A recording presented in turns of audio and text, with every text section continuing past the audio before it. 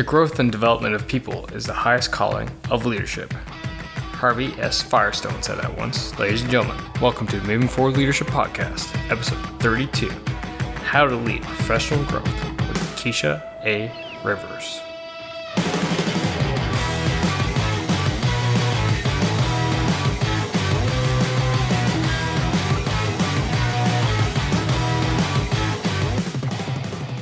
Hey everybody, how are you doing today? Hope everybody's doing well. I know I am here in beautiful Kingston, Ontario. Wishing everybody the best right now. Welcome to the Moving Forward Leadership Podcast. And if this is your first time or your 50th time, really doesn't matter. I just want to say thanks for coming out. As always, though, if it is your first time, you are listening to a podcast which is all about leadership and how you can be a better leader. And I guess I should introduce myself, eh? My name is Scott McCarthy. I'm the host and founder of the Moving Forward Leadership Podcast.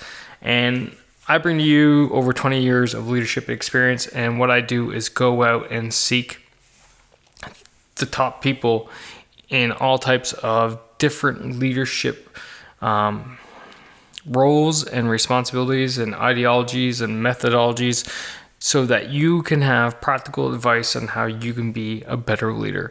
And it doesn't mean business. It doesn't mean big organizations. It could be your family. It could be a nonprofit. It doesn't matter. It could be just yourself you're trying to lead. Okay? So today I got a pretty neat topic that I'm going to bring to you with Keisha A. Rivers. We'll talk a bit about her in a bit. The one thing I just want to hit on before we dive into the show is I just wanted to talk about the Moving Forward Leadership Mastermind. I've been pushing this hard for quite a while now, and still trying to get more growth in there, to be honest. If you're on Facebook, just go to facebook.com/groups/Moving Forward Leadership, and you're going to find a mastermind, or you can just search it in the Facebook search, or you can go to the show notes, okay? And the show notes for today is movingforwardleadership.com/podcast/rivers, as in multiple rivers, okay? RIVERS. Anyway, in the mastermind, there are all the guests, including Keisha, who you're going to hear from today. All the guests are in there. So you can't find us anywhere else. I don't care. I haven't found another group out there where a podcast host has all the guests that they're interviewing in a group, and as well has it open to the public. So you can come on by and ask all these guests questions and ask myself questions. It's really neat. So just swing by. Again, you can go to show notes, or just go to facebook.com/groups/Moving Forward Leadership. And there you can find the group and join us in the mastermind. Okay, so what are we talking about today? We're talking about Keisha Rivers. She is the Chief Outcome Facilitator and founder of the CARS Group Limited. She's got a background in educational development, and she's now got over 12 years as an entrepreneur. God, I always have a hard time with that word. Anyway, what you're going to hear mostly about is how her facilitated approach works through developing people and people's organizations. And it's really neat. We have a good time. We definitely have a lot of fun here with this episode today. So, without any further ado, I'm trying to limit the intros now to just a few minutes, unlike before where there'd be about 10 minutes. Anyway, that's pretty well. I'm going to sum up and say, hope you all enjoy my interview with Keisha A. Rivers talking about leading growth.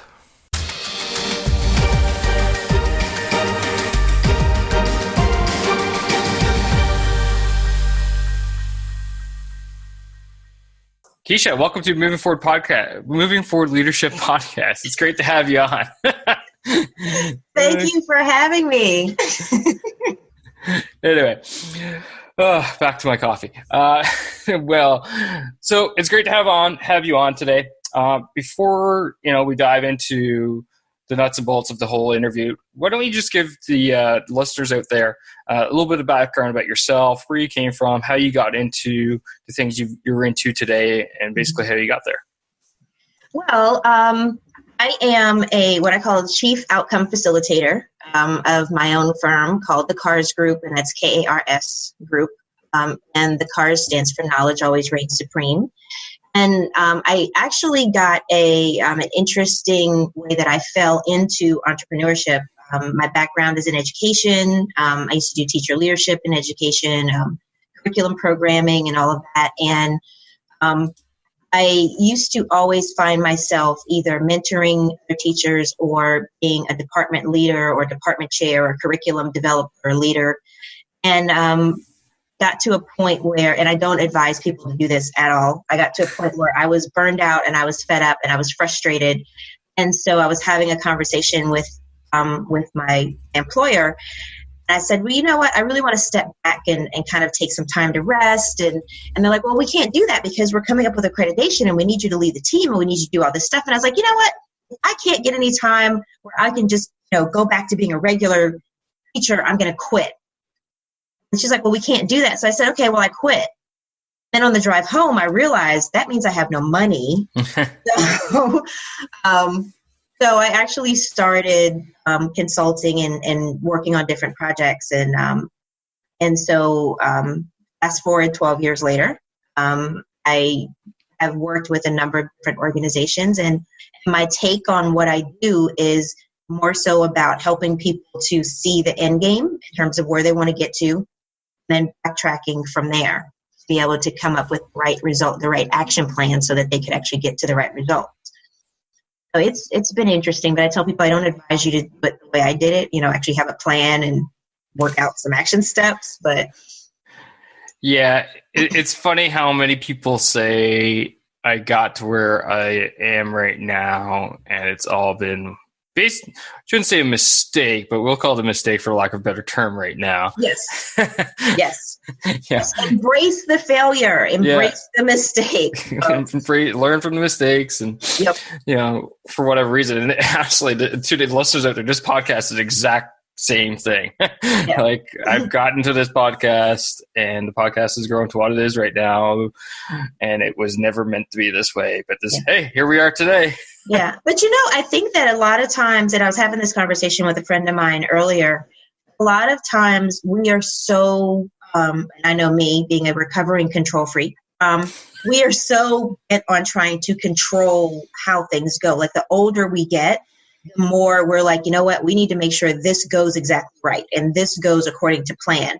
So a lot of times we miss really great stuff that comes out of our quote unquote mistakes or our quote unquote failures. Yeah. I think that there's a natural progression in terms of the way your life is supposed to go. And there are opportunities that are there that we really don't see because we're so focused on this is how it's supposed to go.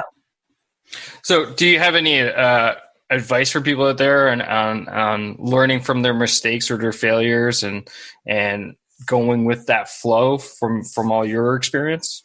Yeah, I mean, and it's interesting that you say that because one of the things I started doing is what I call mindset to mastery. Mm-hmm. It's about changing people's mindset so that they can change the trajectory of their lives. And so a big part of that is the way we perceive something or the way we think about something, that's the reality. I call it believing is seeing.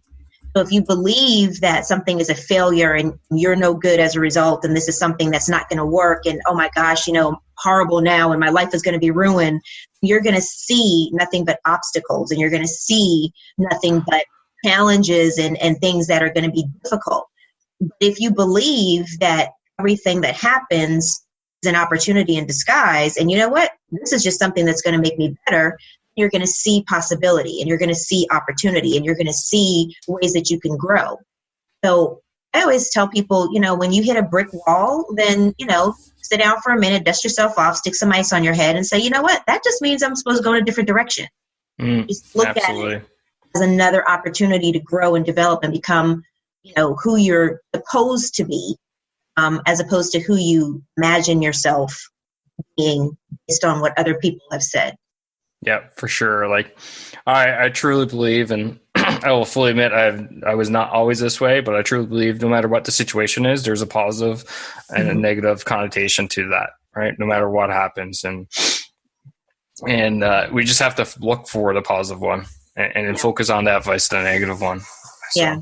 What you focus on is what you're going to get more of. No, it's like driving, right? So where your eyes goes, where the car goes. Yeah, exactly. That's why there are certain people, I always say, keep your eyes on the road. Don't look left. Don't look right, because you can't steer. Oh, there's quite a few people like to say that too, but generally don't see them unless they're driving. So, you're into this leadership development role. So do you have like a framework or a model template that you generally go into a client with? And what does that look like?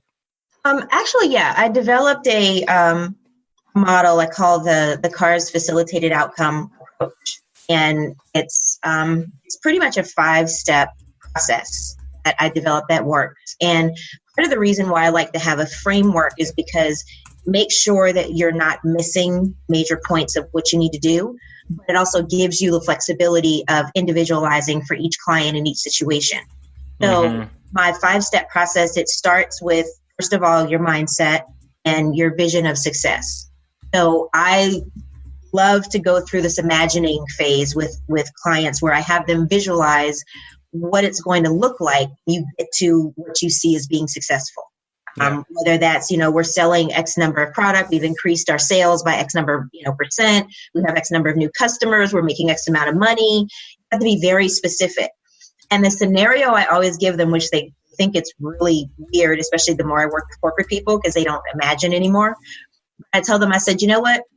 Oprah and Good Morning America, the Today Show, they heard about your business or your department, and they think you are the best thing since sliced bread.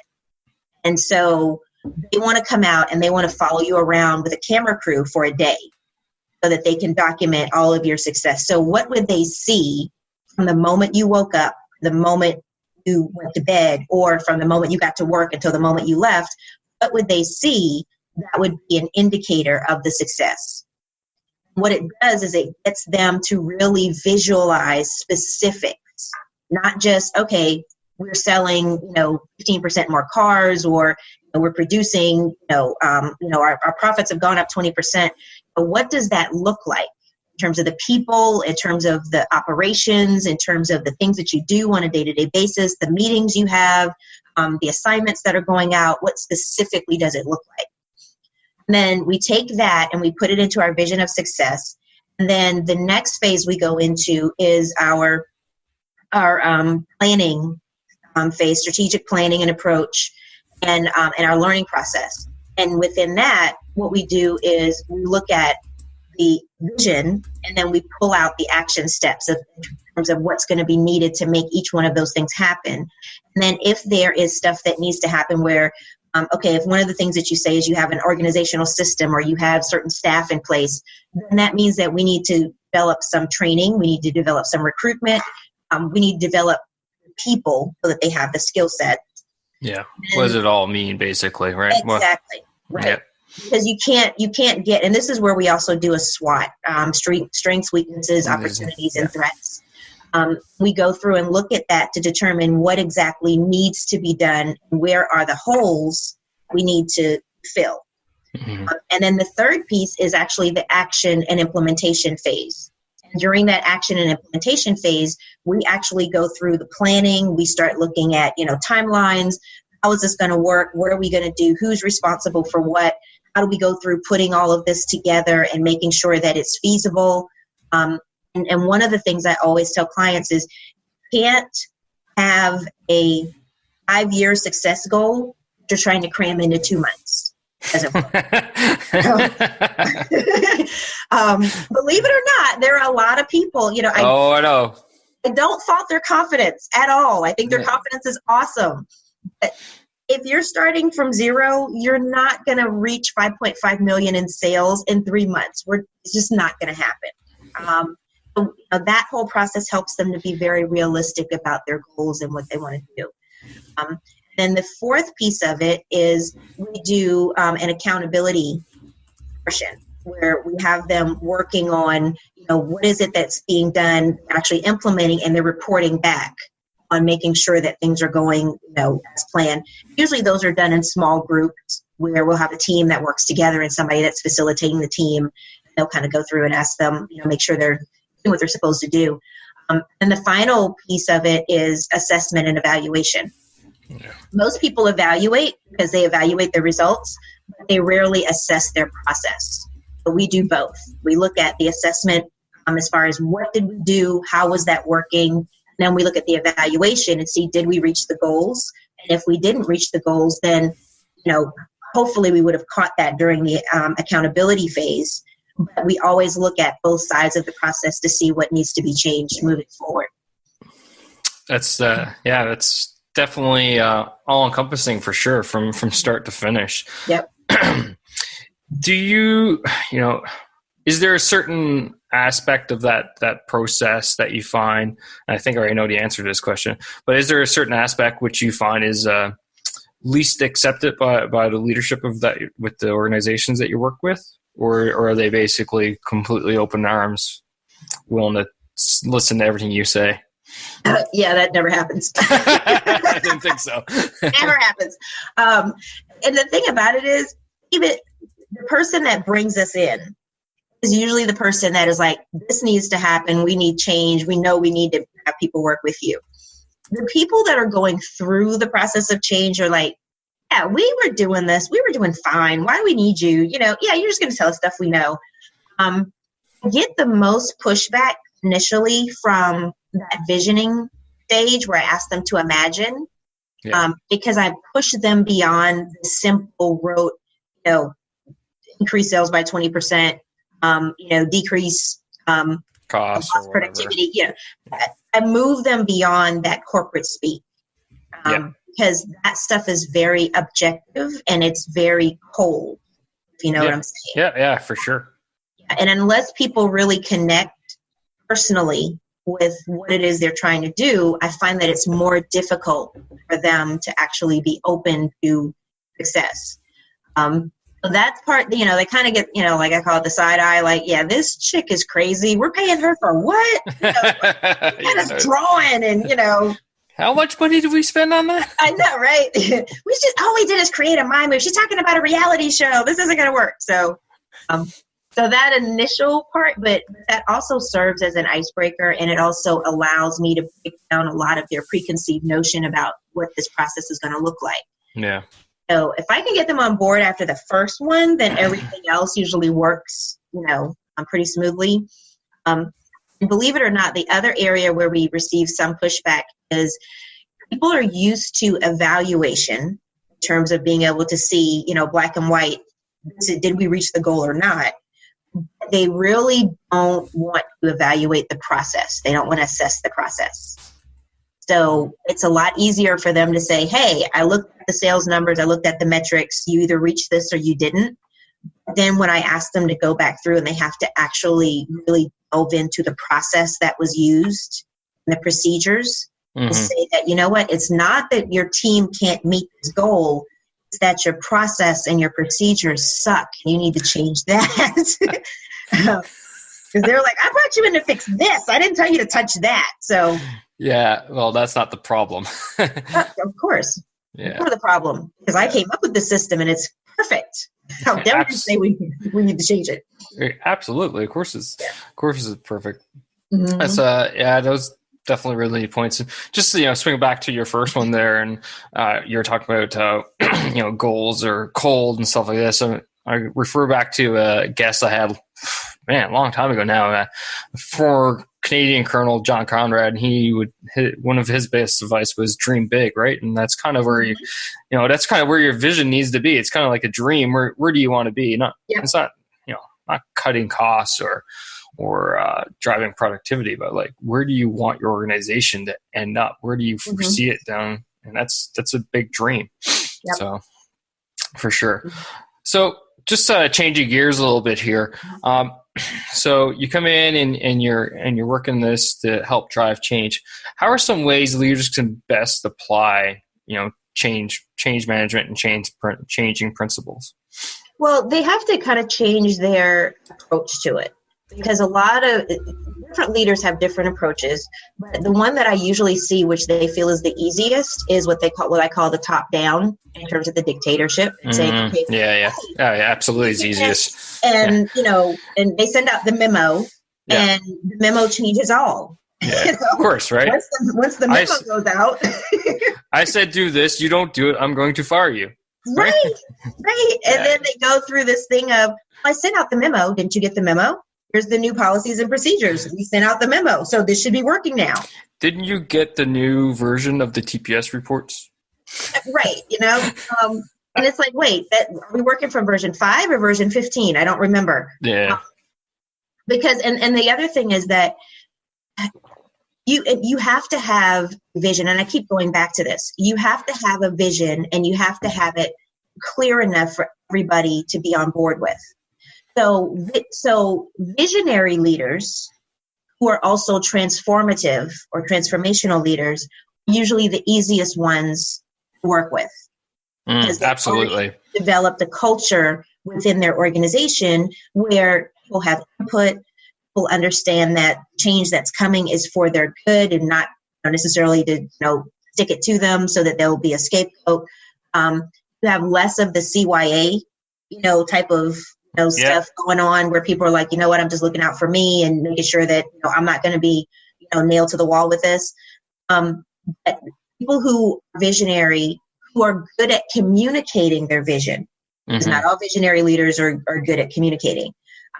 Visionary leaders who are good at communicating, and transformational leaders that are looking at transforming, improving their people along the process of reaching their goals, usually the best ones to work with. Oh, hands down. I would like to lump myself in that category, because vision is key, but communication is the end all be all. I don't care what anybody says. If you're not communicating as the leader of an organization, people are just going to basically do what they think is best, vice you giving them where you want to be, where you want to go. Right. And then from them taking that and running towards it. Right. Yeah. And it's interesting because the model that I came up with, my approach, the way I work with everybody, and when I tell people this, they kind of laugh, but then they're like, yeah, that makes sense. I started out in education, and I was an elementary school teacher for many years. And I taught first grade my first year. If you ever want a true reality check about the illusion of control, bring kids into the mix. In a room with 30 6-year-olds for 8 hours a day, and you will realize that just because you are the tallest person in the room does not mean that you are controlling anything. Yeah. And so I always, when I meet people and I work with teams, I look at them as their first grade selves, is the way that I term it. Because if you really want to be a really effective leader, you really want to impact change, and you really want to have sustainable change, you have to get everybody on board and get them to do it, thinking that it's their idea and they have ownership of it. I don't care what you do with 36-year-olds. They don't think it's their idea. You're not doing it. Yeah. No, that's solid advice there. And it's just taking ownership of the problem, right? And right. And the more you can empower people to be owners of the problem, then the harder they are going to work towards achieving that end state, that goal. Exactly. So no, that's definitely great. What are some best ways for leaders to communicate that vision and intent to their people, you find? Well, I find that it actually works more on a small, because a lot of people have the macro view, and they like to communicate the vision, and hey, we're going to have an entire organization meeting or a staff meeting or a department meeting. We're going to give it all to everybody. But really, the most effective way I've found is that if you start by planting the seeds early, and you start having smaller conversations, one-on-one, small groups. Don't do a whole organization-wide sweep where you tell everybody at one time, because even if you're sitting in the room and you've got 100 people in the room and you're saying the exact same words, everybody is going to come away with something different. Yeah, for sure. And so if you start off small by having conversations with key people and getting them on board and getting them to understand it and answering their questions and making sure that they're clear and that you guys are actually speaking the same language and you see the same thing. Mm-hmm. And as you expand from that, now you're able to bring more people on because you already have key stakeholders who are on board with it and who understand it. So, and those key stakeholders will hopefully know their people, be able to communicate to their people as well, so it gets reinforced. It's not just something that's coming just from you, and they look at it and saying, well, she or he doesn't know me, and they don't know what we have to do in our departments, and they don't know what we have to do on a day-to-day basis. So you know what? We're just going to kick it to the curb and just do it, keep our heads down and do what we normally do. If you get key stakeholders on board, then they become your advocates, because they're actually going to be the ones that are more responsible for making sure that the employees and your personnel are going to actually implement your new action plans and steps to be able to get to the end game than you are. So a lot of people forget that. Yeah. No, that's really good. I like it. I've done something similar in my current role. Although, so basically what I did was I sat down with my key stakeholders, for to use your terminology, and laid it all out to them. But I did do what you said not to do, which is got everybody together, which is fine because I follow up, because every week I walk what we refer to as walking the lines, right? Walking around the floors of the organization, and I'm spread across 9 buildings and stuff like that. So, but whenever I'm walking around and I see everybody individually, then I'm still constantly reinforcing that and asking and following up with people. So I think for people, if that's the way that they've done it in the past, yeah, there are definitely, I agree with you. When you get a large group of people in a room together, yes, and you pass a message, it's like the telephone game, right? Not everybody gets the exact same message, but if you follow up with that, that's a way to mitigate. Right. Just a question now. Yeah, I'm sure you probably have some non-disclosure agreements and stuff like this with your clients, but what are some of the best successes you've helped organizations achieve? I think that, and I measure success differently because I'm more of a development person. Yep, for sure. When I see development and growth in the people I work with, I figure if I focus on that, then the specific outcome that we want is going to happen. Mm-hmm. And I would say that my proudest moment was I was actually working with a car dealership, and it was used cars. Everybody has the idea of the used car salesman, and there's oh god, that facade, yeah, right, which is completely false. Everybody's like that, but this group, and it was interesting because and not everything that I'm brought into to work with has to do with metrics as far as, okay, we're increasing sales and all that. Sometimes it's a matter of, okay, we're trying something new. Yep. And we need to get people on board with this. So I'm working with this dealership, and it's very, it's a small dealership, and I'm coming in and I'm trying to bring them into the age of social media, so that they can expand what they're doing and everything else. And and the ultimate goal is to get more people onto lot, so that they can increase more sales. Yep. That way. So what I found was there were a couple of the guys are like, we don't need this social media stuff, and we have the Facebook page and we got all that, but we don't need to do all of that kind of crap. And people are going to come, and it's the word of mouth things and everything. And by the time I finished, I worked with them for 90 days. By the time I finished, I had them doing these videos of walkthrough of behind the scenes, and they were giving these tips, and they were doing these little parodies of what a day in the life of a car salesman is, and they had these games that they were playing, and they were doing these Q&As, and I mean they were really having fun with it because they were showing their personality who they were. They were doing the behind the scenes of their kids, and and one of them, he's got a severe golf addiction. So, so he's talking about, it's snowing and I can't play golf. I can't. You guys got to come in here so you can buy some cars because I can't play golf. And it was awesome to see them go from people who looked at that as being something that you don't need that.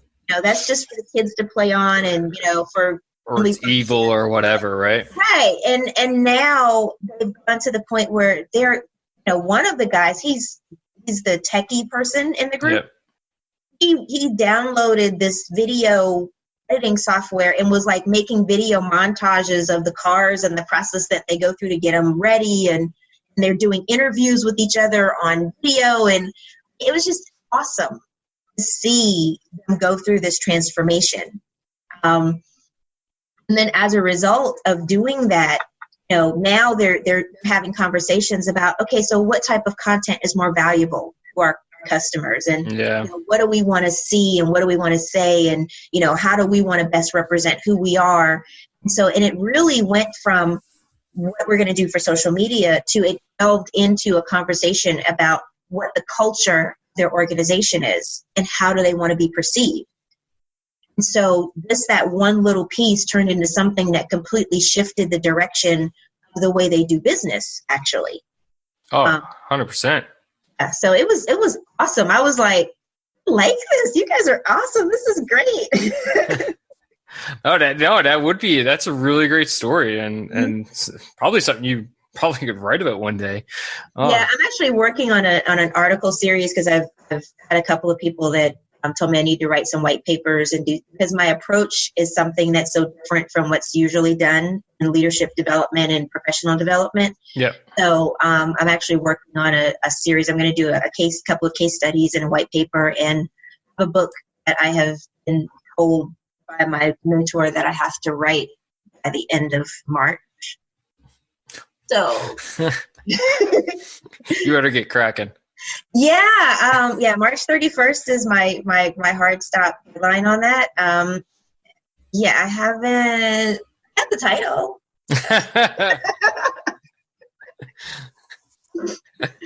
So yeah. Well, I guess that's a spot to start with. Yeah. So I same process. I have to envision what it looks like, who's using it, what's it for, all that, and then I backtrack from there. So. Oh, I'm sure that you can apply your whole framework to your writing and go from there and writing it. But no, that's a really neat story. I work every day in a culture which really shies away from the use of social media, and many people will say, "Oh, it's the devil." I'm like, and kind of like go back to what I said earlier. Everything has a positive and a negative connotation to it, right? Yeah. So if you want to look at social media as the devil, then it's going to be the devil. But you can also look at it in a positive way, and how we can push out our message in a different platform, and a platform which, this day and age, honestly, if you're not on social media, you're not anywhere. Right. Exactly. You don't exist. No, and it's funny. The funny thing is, and before it used to say if you weren't on the internet, you're not anywhere. But now it's kind of tides are shifting, and many businesses, especially small businesses, don't even bother with websites anymore. Why? I can make a Facebook page and a Twitter account for free, and then all of a sudden I start promoting myself. Yeah. And the one thing that I was telling somebody is, I understand the algorithm. My brain works strategically. I always look at the underlying reasons why things work the way they do. And, it's the same with social media as it is with life. Like we talked about, whatever you focus on is what you get more of. And the way the algorithm works, because I had a friend of mine who was complaining about, I don't do Facebook because it's nothing but negative stuff and it's all fake news and, it's all these stupid stories and clickbait and, they'll say, hey, she didn't do, he became a millionaire because he did this one thing. And then you click and it's a whole bunch of advertisements and crap. And I said, well, you see more of that stuff because you click on that stuff. Yeah. And I said, the algorithm calls what you pay attention to. I said, even if you don't click on something, when you're scrolling, it measures when you slow down, when you stop on something and read it, when you like it or anything else. I said, what you're focusing on is what's telling the algorithm that you want more of. So when you look at life, what you're focusing on, your organization, in your structures, in your leadership procedures, in your policies, stuff that you focus on is what you're basically telling the universe that you want more of. Same thing with your people. When you walked around and you were in the inspections and everybody that you stopped and talked to were only the people that were backing it up, not doing it right, every time you walked around, you were only going to see the mistakes. But if you walk around and you're focusing on the people that are doing it right, and you're focusing on, the people that are almost doing it right but need a little bit more improvement, then the focus becomes the positive. It becomes what's going right as opposed to what's going wrong. So that whole shift in thinking, because a lot of times, and especially, and we talked about this before with professional development, people look at, okay, where are you weak? What don't you know how to do? You know what? We're going to bring you in and do 8 hours of training just on this one thing that you suck at. So, like, woohoo, I get to leave work for 8 hours, not focus on my job, to focus on the one thing I don't want to do that I'm really crappy at. Awesome. Can't wait for it. Nobody likes that. No. But if you focus on something else and you do a strengths-based approach as opposed to a deficit model, focus on their strengths. What are you strong in? Then look at the stuff that you're weak in and figure out a way of using your strengths to improve your weaknesses. So it's about that same shift in perspective. Yep. It's all about mindset. Wow. I always say that, if you got, go back to my MBA background, but if you got 2 investments, one's pushing out 20% returns and one's pushing out 2% returns, where are you going to put your money in, right? Exactly. So it's the same thing, and maximizing people's strengths, and then, like you said, hopefully, well, not hopefully, but along the time, they will eventually improve their weaknesses as well. And I couldn't think of a better way to slowly wrap this show up, but the whole spiel you give about the mindset and focusing, where you focus is what you're going to get. That's just solid words there. Yep. Keisha, thank you for everything. I'm going to turn the microphone over to you again, I guess, and I'll let you know, how can people reach out to you if they want to learn more, social media, all that jazz. Feel free to give yourself a shameless plug for 30 seconds or more. Well, the best way to reach me is on my website, carsgroup.com, and that's KARS group.com. You can find me. I'm on LinkedIn, Keisha A. Rivers. I'm on Facebook. You can just look for the Cars Group. On Twitter, at Cars Group Ltd. And there's also a website, Mindset to Mastery, mindset, the number 2, mastery.com. But if you just go to carsgroup.com, you'll be able to reach all of them, because it's all there in one convenient area for you. Imagine that. For the listeners out there, I'll definitely link all that up in the show notes. If you go to movingforleadership.com/podcast/Rivers, it will be in there. So before I close the show, I got one last question, which I ask all my guests. Mm-hmm. And in your mind, what makes a great leader? Someone who puts the needs and development of their people above their personal need and development for accolades. That's, solid. People always come first. Absolutely. Yep. Thank you very much. Again, it's been a slice. It's been fun having you on the show, and who knows, maybe we'll have to have you back on the show again sometime. Awesome. All right, for the listeners out there, stick by, and I'll have my 3 key takeaways from my show today.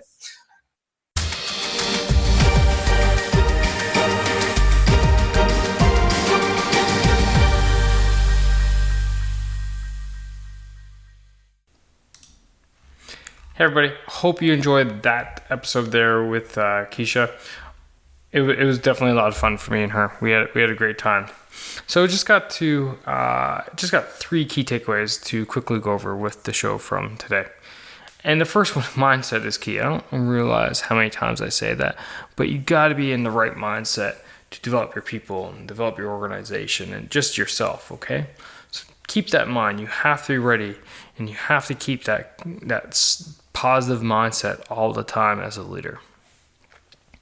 The second thing is have a personal touch. You heard her talk about having a personal touch throughout the interview there, and how important that can be from time to time. So don't forget about that, because sometimes we kind of get impersonal. We kind of just focus on the numbers and the bottom line and all that, but you're dealing with people. You're dealing with human beings who have lives outside of work or the organization. People who have families and friends and interests. So just keep that in mind. And I say this in a different variation, but the final one is you'll see more what you focus on, right? You'll find what you focus on, So I often use the analogy, if you're going to look for challenges, you're going to find challenges. But if you're going to look for solutions, you'll find solutions. So keep that in mind. You'll see more what you focus on when you focus on it. So I hope you enjoyed the episode today, and I hope you enjoy all the episodes of the Moving Forward Leadership Podcast. As always, if you thoroughly enjoy this, do me a favor and go out there and give me a 5-star rating plus review on whatever platform you subscribe to this show, okay? That way it can reach more people out there. And and be sure to subscribe to the show so you don't miss a single episode, because this is more of a library than just an interview. You can go ahead and download all these episodes and refer back to them later, or flag them in whatever app or program that you use to listen to podcasts. So keep that in mind. Anyway, ladies and gentlemen, as always, keep pushing, keep trying, keep moving forward. Take care now.